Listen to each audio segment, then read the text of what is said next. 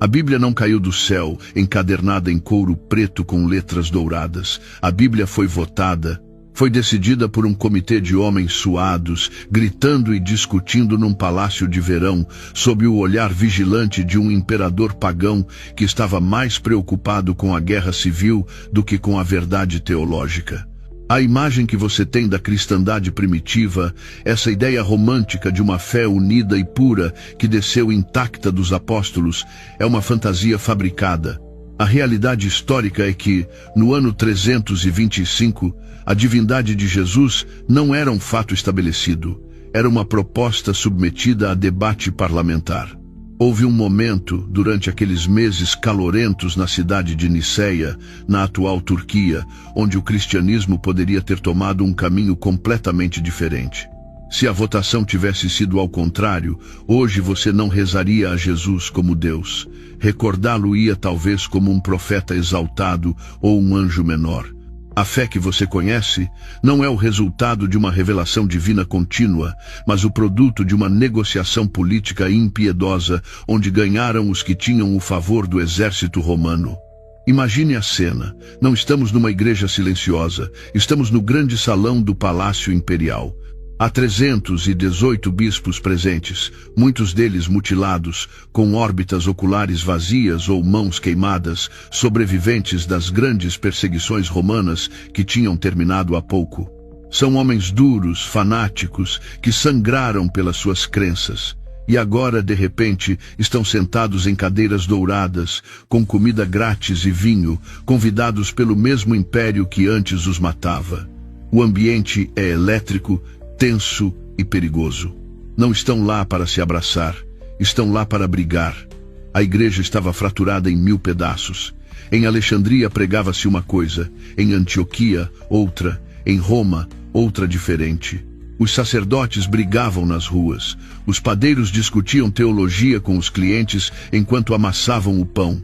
O caos era total, e o anfitrião da festa, o imperador Constantino, não os reuniu por amor a Jesus. Reuniu-os porque precisava que o seu império parasse de brigar. Deu-lhes uma ordem simples: entrem em acordo, ou eu decidirei por vocês. O que aconteceu em Niceia não foi uma descida do Espírito Santo, foi o nascimento da igreja como instituição de poder. Foi o momento em que se decidiu que livros se queimavam e quais se copiavam. Foi o momento em que se definiu quem era um cristão e quem era um herege criminoso. Antes de Niceia, o cristianismo era um movimento diverso, selvagem e orgânico, cheio de evangelhos diferentes e visões místicas variadas. Depois de Niceia, converteu-se numa corporação com um único credo, uma única lei e uma única espada para impô-la. A história oficial diz-nos que os bispos foram guiados por Deus para escolher a verdade. Mas as atas históricas e as cartas dos assistentes contam-nos uma história de subornos, ameaças, pressões imperiais e uma ignorância teológica alarmante por parte de muitos assistentes que simplesmente assinaram o que o imperador queria para poder voltar para casa em paz. Entender Niceia é entender a origem da sua própria mente. Se você é ocidental, a sua forma de ver Deus, o tempo e a autoridade vem deste evento. Aqui inventou-se a ortodoxia. Aqui criou-se o conceito de que existe uma única verdade correta e que tudo o resto deve ser eliminado. Hoje vamos abrir as portas desse salão, vamos ouvir os gritos, vamos ver como um imperador adorador do sol manipulou os bispos para criar uma religião híbrida que pudesse unificar Roma. Prepare-se para descobrir que o livro que você tem na sua mesa de cabeceira não é um fax enviado do céu, mas a ata final de uma assembleia política onde editaram Deus e a sua mensagem para que servissem aos interesses do Estado. O que você vai ouvir pode te irritar, pode te assustar, mas garanto que fará você ver a cruz com olhos completamente novos. Para compreender a magnitude da manipulação, primeiro devemos despir o mito do homem que convocou a reunião, Flávio Valério Aurélio Constantino. A Igreja Católica e a Ortodoxa veneram-no quase como um santo, o 13º apóstolo. Mas o Constantino histórico era algo muito diferente. Era um general romano brutal, um estrategista político brilhante e, sobretudo, um devoto seguidor do Sol Invictus, o Sol Invicto. Não se confunda. Quando Constantino chegou a Niceia, não era cristão. De fato, não se batizou até ao seu leito de morte, anos depois, e apenas para garantir a limpeza dos pecados acumulados de uma vida de assassinatos, incluindo a execução da sua própria esposa Fausta e do seu filho Crispo. Durante o concílio, ele continuava a ostentar o título de Pontifex Maximus, o sumo sacerdote da religião pagã romana. Por que um sumo sacerdote pagão convocaria um concílio de bispos cristãos? Por pragmatismo puro. Constantino tinha acabado de ganhar uma série de guerras civis sangrentas e tinha se tornado o único dono do Império Romano. Mas o Império era um gigante com pés de barro, fraturado culturalmente. Precisava de uma cola. A velha religião romana estava morrendo, os templos estavam vazios, as pessoas já não acreditavam em Júpiter.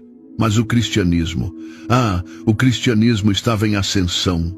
Era vibrante, tinha uma rede social incrível, cuidava dos pobres e os seus seguidores eram fanáticos dispostos a morrer. Constantino, como gênio político que era, viu na igreja não uma via de salvação para sua alma, mas uma ferramenta de controle para o seu estado. Uma igreja, um império, essa era a sua lógica. Se conseguisse unificar os cristãos sob uma única bandeira, teria um exército leal de súditos que obedeceriam não só por medo da espada, mas por medo do inferno. Mas havia um problema. Os cristãos não estavam unidos.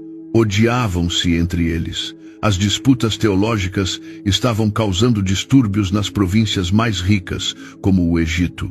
Para um ditador militar como Constantino, a desordem era intolerável. Então convocou o concílio não para descobrir a verdade teológica, mas para impor a ordem pública. Pagou a viagem dos bispos, alojou-os no seu palácio e cobriu-os de presentes. Imagine o impacto psicológico.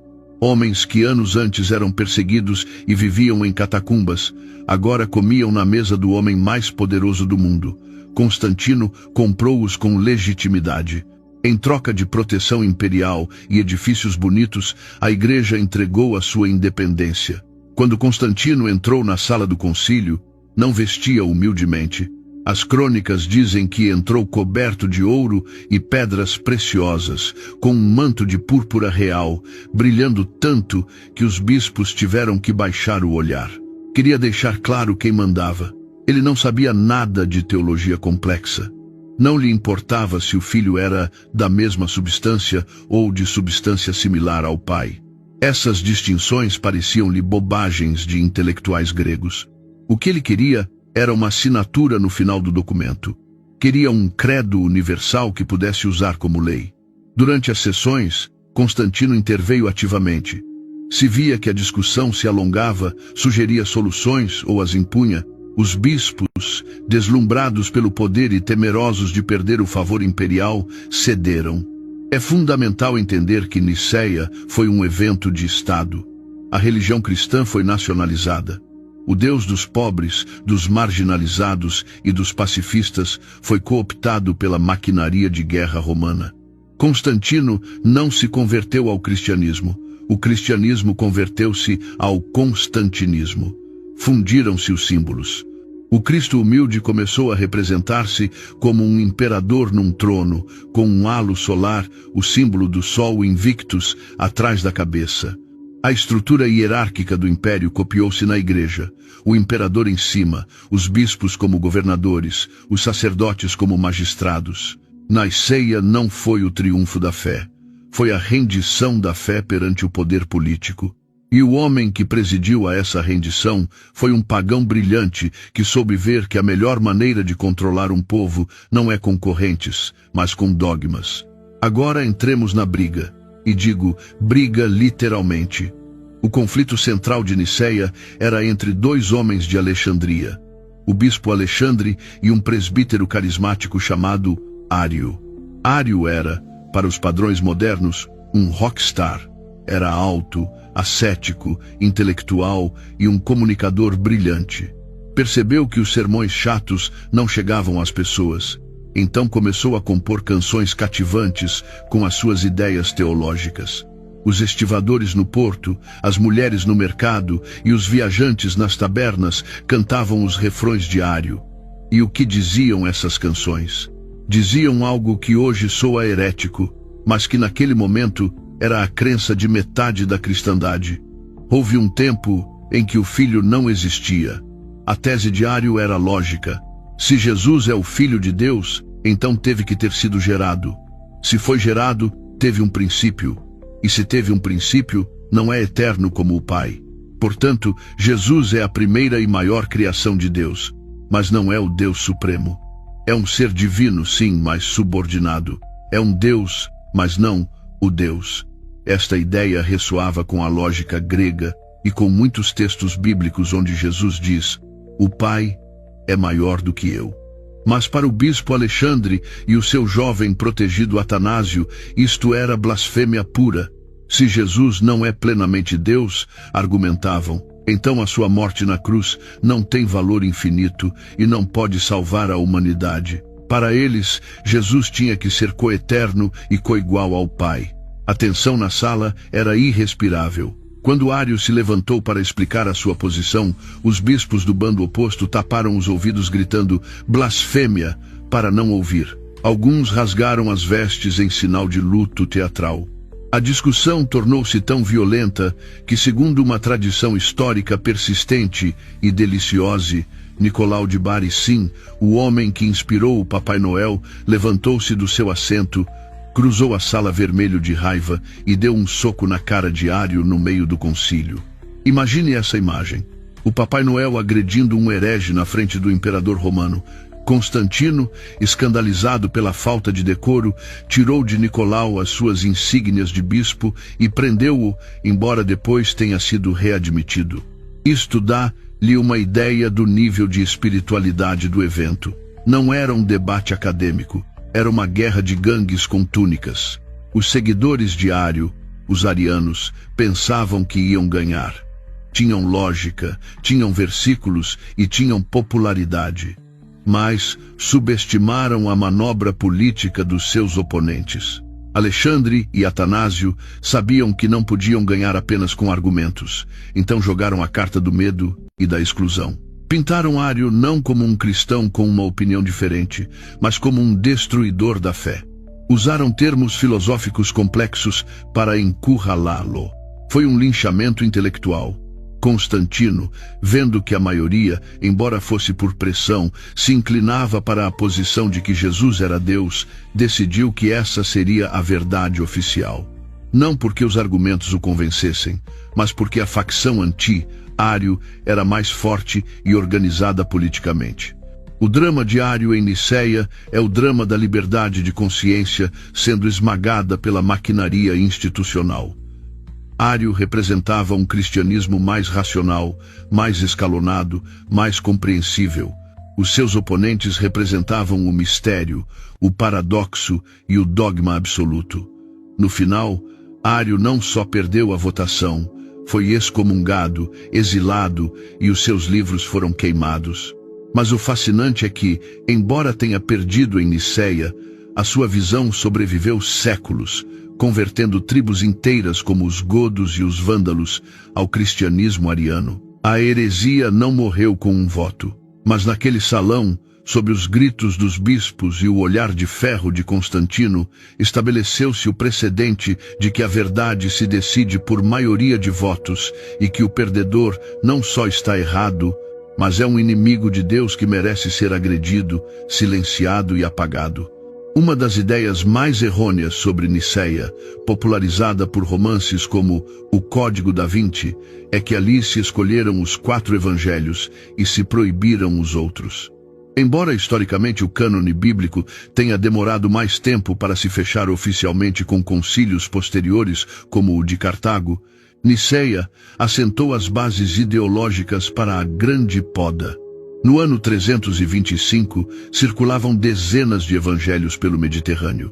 Você tinha o evangelho de Tomé, o de Filipe, o de Maria Madalena, o de Judas, o dos egípcios, o da verdade.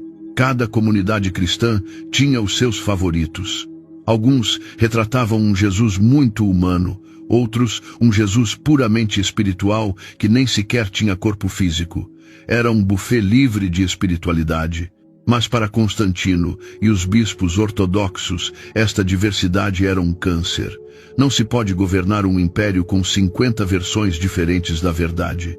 Você precisa de um manual padrão. A mentalidade que imperou em Niceia foi a da padronização. Favoreceram-se os 4 evangelhos que hoje conhece: Mateus, Marcos, Lucas e João.